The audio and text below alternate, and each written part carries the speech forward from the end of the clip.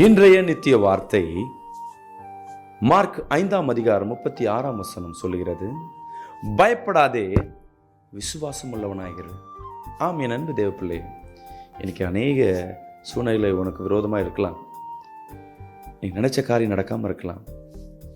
சூழ்நிலைகள் முழுவதும் உனக்கு விரோதமாய் காணப்படலாம். இல்லை பயப்படுற காரியம், சொன்ன வார்த்தையை நிறைவேற்ற முடியலன்னு பார்த்து கொண்டிருக்கலாம். இல்லை காலங்கள் உனக்கு சீக்கிரமாக கடந்து போவதனால நினச்ச காரியமோ இல்லை எதிர்காலமோ வாய்க்காமல் இருக்கலாம். அதெல்லாம் பயந்துருக்கீங்களா? பயப்படாதீங்க. தேவன் உன்னோடு இருக்கிறார். அவர் சொன்னதை செய்கிற தேவனாக இருக்கார். விசுவாசம் உங்கள் வாழ்க்கையில் இன்னும் அதிகப்படணும். எவ்வளோ நாள் காத்திருக்கீங்களோ, பயப்படுகிற சூழ்நிலை எவ்வளோ சத்ரு உண்டு பண்ணுறானோ அவ்வளோவாய் ஆசீர்வாதத்தை கர்த்தர் இந்த நாள் வைத்திருக்கிறார். God bless you. ஆமென். அன்பு தேவ பிள்ளையா, பயப்படுகிற காரியம் நம்ம வாழ்க்கையில் வந்தால் விசுவாசம் உங்களை விட்டு போயிடும். இந்த விசுவாசம் ஒரு மனிதனுக்கு குறைவதே பயம். நம்ம ஜெபிப்போம், விசுவாசத்தில் காத்திருப்போம், அந்த காரியம் வராது நடக்காதுன்னு போனால ஒரு பயம் வந்ததுனால டக்கு என்ன பண்ணும், விசுவாசத்தை விட்டுடுவோம். ரெண்டுமே ஒரு கனெக்ட், விசுவாசமும் பயமும்.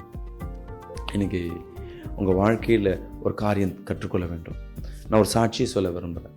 ஒரு சகோதரி, எனக்கு தெரிந்த ஒரு சகோதரி கேஷியராக ஒர்க் பண்ணுறாங்க. அவங்க டெய்லியும் அந்த அன்றைக்கி உண்டான கணக்கை அவங்க முதலாளிகிட்ட கொடுத்துட்டே போகணும். இதுதான் அவங்க என்ன பண்ண, இரவு மாலை ஒரு 7 மணிக்கு என்ன பண்ணுறாங்க, அக்கௌண்ட்ஸ்லாம் பார்த்துட்டு இவ்வளோ தான் அக்கௌண்ட்ஸ் இருக்குதுன்னு பணம்லாம் எண்ணிட்டு முதலாளிக்கு என்ன பண்ணுறாங்க, மெயில் அனுப்பிச்சிட்டு போயிட்டாங்க. அடுத்த நாள் இவங்க தான் ஆஃபீஸ் திறக்கிறாங்க. திறக்கும் பொழுது ஒரு 10,000 ரூபாய் ஷார்ட்டேஜ். பைத்தியம் முடிச்ச மாதிரி இருக்காங்க. அவங்க உடனே கால் பண்ணுறாங்க, ஃபஸ்ட்டாக இந்த மாதிரி சூழ்நிலை ஆயிடுச்சுன்னு, நான் என்ன பண்ணுறதுல பயமாக இருக்குன்னு. நானும் கேட்குறேம்மா, யாராவது வந்தாங்களா போனாங்களா, இதுக்கு முன்னாடி யாராவது சிசிடிவி செக் பண்ணியா? இல்லை ஃபஸ்ட்டு நான் தான் வரேன், சிசிடிவி கேமராவும் நான் செக் பண்ணிட்டேன், யாருமே இல்லை, பயமாக இருக்கு ஃபஸ்ட்டு. கவலைப்படாதம்மா, விசுவாசத்தோடு இரு, தேவன் நம்மளை வெட்கப்படுத்த விட மாட்டாங்க சொல்லிவிட்டு அவன் இந்த அம்மாவுக்கு ஜெபம் பண்ணுறேன். ஜெபம் பண்ணோடனே அவங்க ஓனர் வராங்க. ஓனர் வந்தோடனே இவங்களே வாலண்டியர் சொல்கிறாங்க, ஐயா இந்த மாதிரி நேற்று அக்கௌண்ட்ஸ் எழுதிட்டேன், காலைல வரும் 10,000 ரூபா காணுன்னொன்னையும் அவங்க ஓனர் அமைதியாக இருக்கிறாரு. இவங்க என்ன பண்ணுறாங்க, சார் நீங்கள் கொஞ்சம் செக் பண்ணுங்கள், கண்டிப்பாக அந்த பணம் இங்கே தான் இருக்கும், எங்கேயும் போயிருக்காதுன்னு இவங்க தைரியம் கொடுக்குறாங்க. அந்த வேலையில் அவங்க ஓனர் என்ன பண்ணுற, அக்கௌண்ட்ஸ் கொஞ்சம் செக் பண்ணி பார்க்குறாரு.